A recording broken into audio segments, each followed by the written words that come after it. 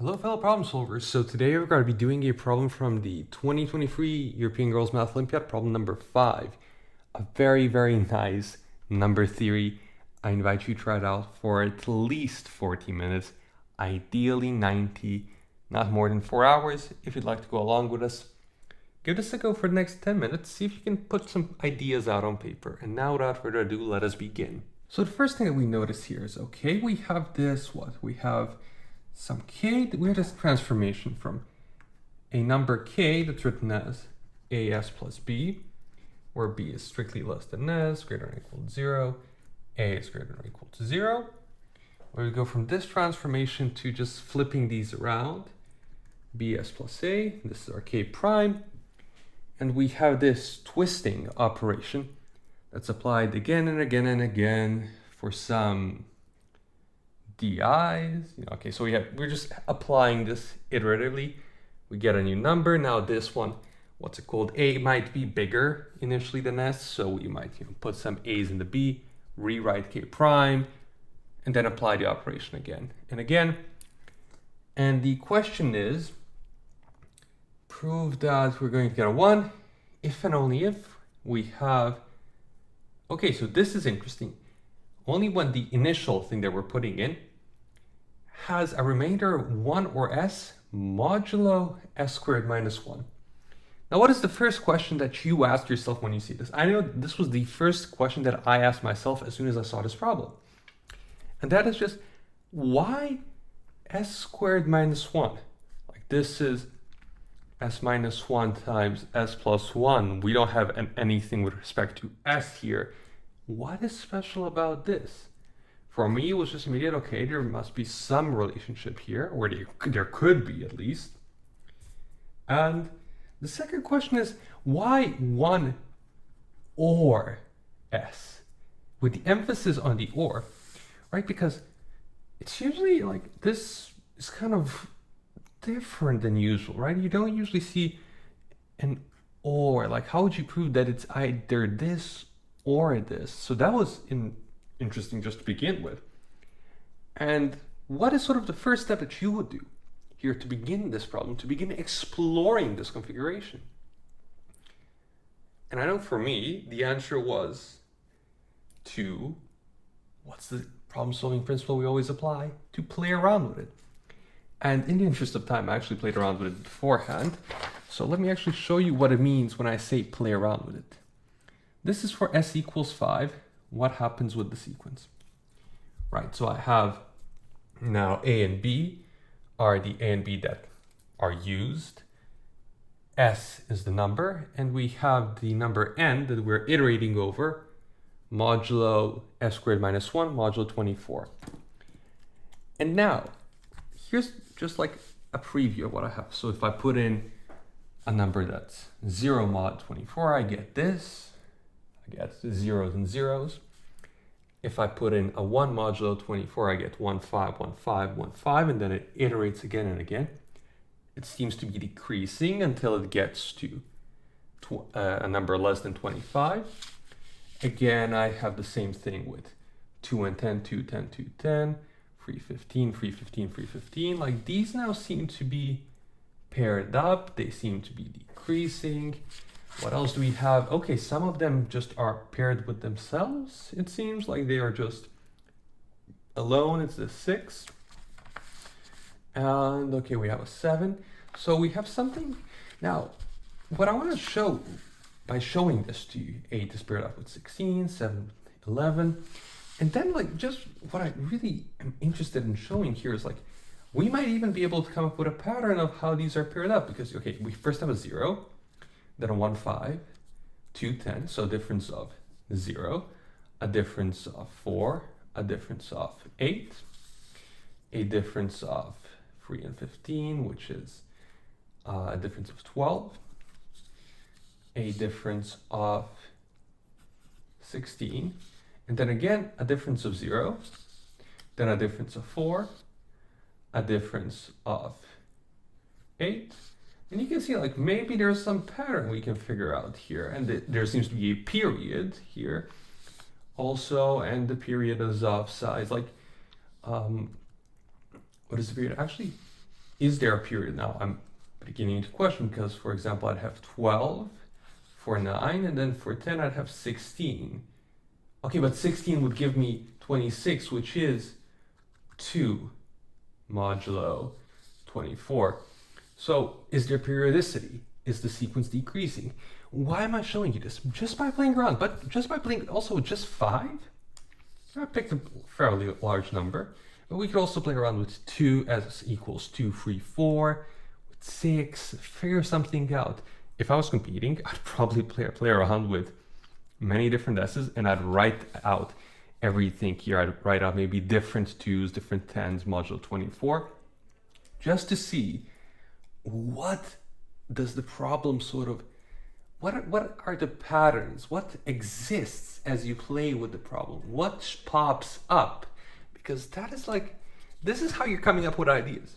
You know, sometimes, yes, you can come up with ideas by just looking at the problem on the fly. You've seen something beforehand, you're trying to apply it. But this really is the process of ideas, of play and then ideas. And now I ask you, what is it that you see here? Like I already mentioned some things, but pause for 2 minutes and ask yourself, okay, what do you see here? And what would you go ahead and try to prove immediately? And for me, the thing that I would try to prove immediately is, okay, this seems to be decreasing until, so if the number is greater than, if our n is greater than s squared, then it seems like that the number n prime will be smaller than n. Okay, now, question, can we prove this? And now, okay, let's look at this formally. So we're saying that if k is greater than s squared, k prime is smaller than k, right? This is what we're saying. How do we prove this? Please pause for a minute or two, try to prove this. And the answer is, well, let's subtract these. Let's see what we have. So k minus k prime is going to be equal to s times a minus b plus, this is b minus a, so might be minus a minus b again. In other words, this is s minus 1 times a minus b. Okay, this is where maybe the s minus 1 comes in. Right now, k and k prime are both the same modulo s minus 1. Might there be something modulo s plus 1 that we can maybe take advantage of? It would be interesting, and it also makes sense though, 1 and s also happen to be of the same modulo. So we seem to be having now this situation. When is this true? When, okay, when a is greater than b, this will be true. Now, in what circumstances is a greater than b? So k is equal to as plus b, and we have this is greater than s squared, and we know that b is less than s. That is the only thing we know. So what would you do here? Actually, it's less than or equal to s minus 1. Now, the question is again, what would you do? And for me, this is okay. Strictly less than as plus s. So this is move the s to the other side, or actually divide through by s, and we have that s is less than a plus 1. Or in other words, a is greater than s minus 1, which we know is greater than or equal to b. So a is greater than or equal to b if k is greater than s squared. And so we have, for each number greater than s squared, the sequence is decreasing. Write this down, write this down. This is at least a point. I haven't seen the grading schema, but I would be shocked if this wasn't worth at least a point. And it's just simply, okay, we played around and we noticed this. What else did we notice? Again, I invite you to pause for 3 minutes and try to see, is there anything else here that you would like to explore? And for me, the thing is, okay, there seems to be, these pairings, right? So can I prove somehow, that 1 and s are paired? So what do I actually need to do here? Well, it seems like if numbers, say, x and y are paired, we saw that we went from a number that is from k that's congruent to x modulo s minus 1 squared. we want to a number that's congruent to k prime, which is congruent to y, again, modulo s squared, actually s squared minus 1. And then from here, we went again back to a number congruent to x, modulo k double prime, is congruent to x, modulo s squared minus 1. So now, how do we go about showing that, these k and k prime tend to be paired up? How can we force that every k, every x, every number that's congruent to some x modulo s squared minus 1 has one pair? It can be itself, as we saw with 6, as we saw with 0. They are paired with themselves. They never leave themselves. And maybe that's something that we can also see. Okay, maybe some of these are paired with themselves. Maybe we can explicitly prove what each number is paired with. Like here, it seems like we could potentially find a sequence, right? That what do we have here? So this is actually unplanned. I did not plan to pair this up with a sequence, but now that I'm looking at this, we could say, okay, so in general, 0 goes to 0. And then we have till s plus 1. So s plus 1 is like sort of a period that we have. And the differences start off with 1 goes to 1 plus s minus 1. 2 goes to 2 plus 2 times s minus 1. Right? Then 3 goes to 3 plus 3 times s minus 1. 4 goes to 4 plus 4 times s minus 1, all the way till 5. So 5 will go to 1 again. So all the way till, say, we'll have s should go to then s plus s times s minus 1. And this is what? S squared, which is congruent to 1, so it's making sense. And then s plus 1, we're going to say, okay, it's going back into itself, but it's going back into itself is it's going back into s plus 1 plus s plus 1 times s minus 1. And now we have this pairing. So now maybe explicitly, we can say that r is paired with r plus r times s minus 1 is paired up with this number, always modulo s squared minus 1. Now, if you'd like to go ahead and try to prove this, be my guest. And this would actually imply our problem, right? The fact that it's decreasing, which you already have, and that r always goes to r times r plus, actually, what is it? This is just r goes to rs modulo s squared minus 1. So this is what we could prove. And now, oh, okay, I see a motivation for another solution like this. So now, could you prove this, that the number, so that as plus b goes to the number bs plus a, but if this is equal to k, and this is k prime, that k is in fact congruent to k prime times s modulo s squared minus 1. Is this something that you could see yourself proving? And this could be a much shorter video if we just went ahead with that. But I also want to show you a different solution. So now, could you prove this? Pause for 2 to 3 minutes and see if you could prove it. And if you actually do pause it from here on out, it's not that difficult to go ahead and prove this, right? If you can prove this, then you can probably sort of get very, very close, if not actually finish the problem. So now, let's continue. Wow. I mean, and this also goes to show you can really, really see a lot by just playing around. Now, for me, I actually went down a different route here. I looked at, okay, let me pair these up. Now, how can I get s plus 1? Okay, I'm subtracting these two, and I'm sort of subtracting this portion here.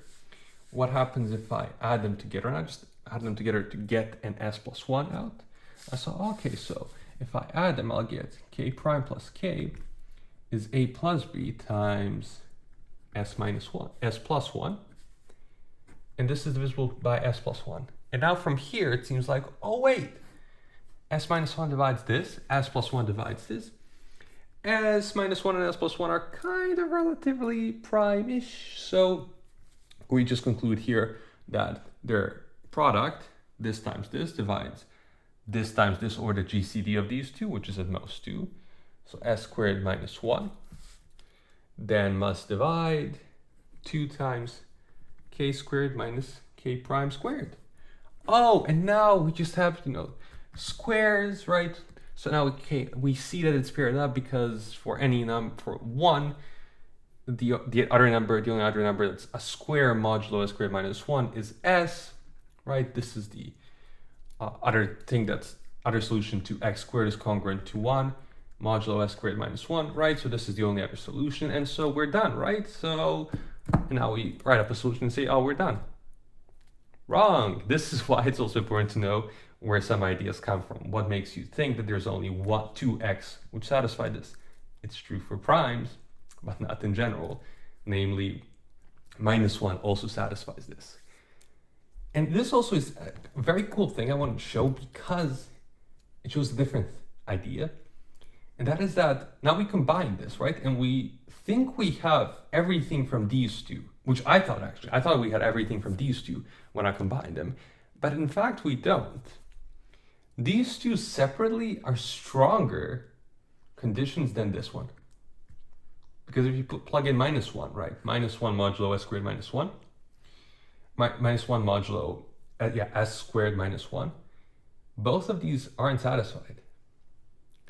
I mean, what you have is s plus 1 is satisfied, but this one isn't. I mean, unless s is equal to 3. But for every other s, it's not satisfied. And so this goes to show, like, it's important to know, okay, how much am I getting from here? But what do we need to show? We have now 2 things. We have that s plus 1 divides, what do we say? K plus k prime. And s minus 1 divides k minus k prime. Now, I'd like to actually just show, now I have, okay, k goes to a number k prime, which is congruent. It goes to a number that, actually I should actually go like k prime is a number that's k modulo, and what is this modulo? Modulo s minus 1. And k prime is a number that is minus k modulo s plus 1. And now by the Chinese remainder theorem, if s minus 1 and s plus 1 are relatively prime, we are done, because then there is like a unique number k prime modulo s squared minus 1 that satisfies this. And then we would have the other number and then we'd have the number that's k to be the other modulo s squared minus 1, which satisfies this thing for k prime. So k double prime would satisfy this thing for k prime. K double prime would satisfy this thing minus k prime, which would then be congruent to k, and this would be congruent to k. And then modulo s squared minus 1, we would be done. We would actually show that, okay, all of these numbers are paired up modulo s squared minus 1, either with themselves or with someone else. But the issue there is if s is odd, then we have a problem. Because then what we've shown is, so if 2 doesn't divide s, then what we've actually just shown is we've shown that we have a number that's unique modulo s squared minus 1 over 2. Via the Chinese remainder theorem, like a generalization of a sort.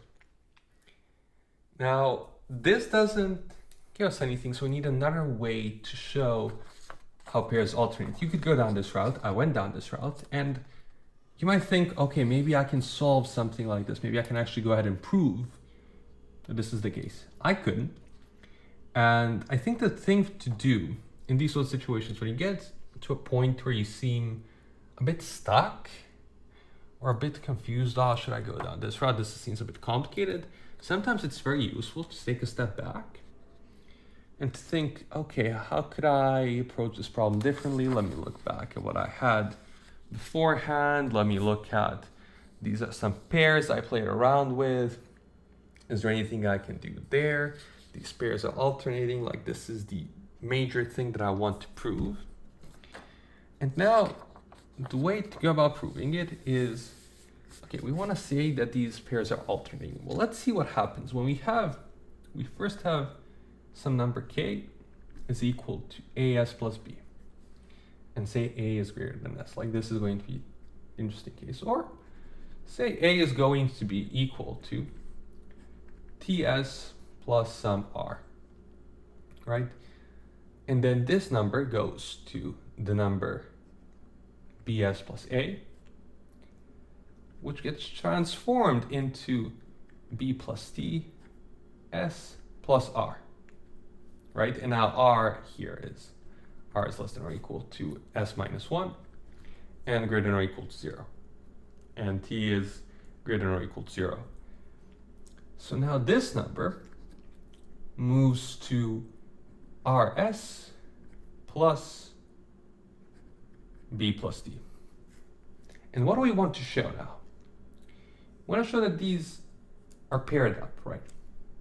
So one consequence of that is that, and they alternate, not just they're paired up, but they alternate. And if we show that they alternate at a period of 2, then we've definitively shown that they are paired up, because some r goes to some r prime, and then if it goes back to r here, then it must go back by some deterministic fashion back into r prime. And so now, because we just applied the same thing here for r prime, here goes to an r, so this one must go because these two alternate, these two are the same, these two must be the same, and then the next two must be the same, and so on and so forth. So now what we actually need to show, and what seems to be the case, is that s squared minus 1 divides the difference between these two. In other words, they're congruent, modulo s squared minus 1. In other words, we need to show that as plus b minus rs plus b plus d, that this is divisible by s squared minus 1. Now, what is this? Okay, so the b's cancel out, and we're left with s times a minus r plus t, actually minus t. Okay, so what is a minus r is equal to ts. So we'd have ts times s squared minus t. In other words, t times s squared minus 1. Oh, and this is in fact divisible by s squared minus 1. And so now we've shown that these numbers are the same modulo s squared minus 1. In other words, they will alternate. And the finale is, okay, say we've gotten to so now actually from here, one part, if a number is 1 or s, then we know it alternates 1s, 1s, 1s. At some point it gets below s squared. If it goes to s, if it goes to 1, we're done. But if it goes to s, s is 1 times s plus 0, which means s goes to 1, which is 0 times s plus 1. And now they go back and forth. In other words, we've reached a 1. Now the only thing we actually need to show here, which also kind of follows just directly from here, is that if we have any other number, it won't be paired with a 1, right? That's the only other thing to show. And the reasoning for that is, well, can we show somehow that if a number is 1 modulo s squared minus 1, that it will go always to an s? That's one way to go about it. And because also, or actually, could we just, actually no, we could just go ahead and, so let's assume that we could reach 1 with some other number. And let's say it was a number that was congruent to r modulo s squared minus 1. And I'll say we reached, for sequence of steps, we reached 1, and then we reached S. Now the number that we reached before 1, it must be the same as S, right? By this rule over here. Right, if we have this number, it's the same as the one that was 2 steps beforehand. So then the other number must be 1, the other must be S, 1S, oh look, R must be either 1 or S. And this is like a pretty valid proof. I know it's not a pretty valid proof, it's a valid proof of doing this. It's not flushed out, but you can fill in the gaps yourself. And this finishes up our problem. Very cool, very nice number theory. I actually really enjoyed this problem. And you know, there's like another solution which goes from what we shown here, like can you actually prove this is the case? And the answer is, well, yes. This is AS plus B.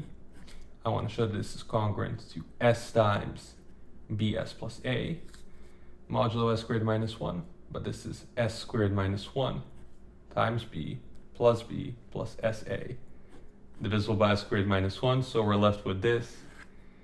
And isn't that just like this is equal to this, and isn't that just pretty darn cool? Like in my book, that's pretty darn cool. It was like pretty cool seeing this as a solution, which I didn't come up with until now. But yeah, but it seemed out of nowhere, and now it seems okay. If you actually played around with a 5 and thought about it for a bit longer than I have, then oh yes, you could actually come up with this, see like, oh, this is what they're paired up with, ergo, this is what needs to happen. Now this finishes up our lovely problem, and as always, thanks for problem solving.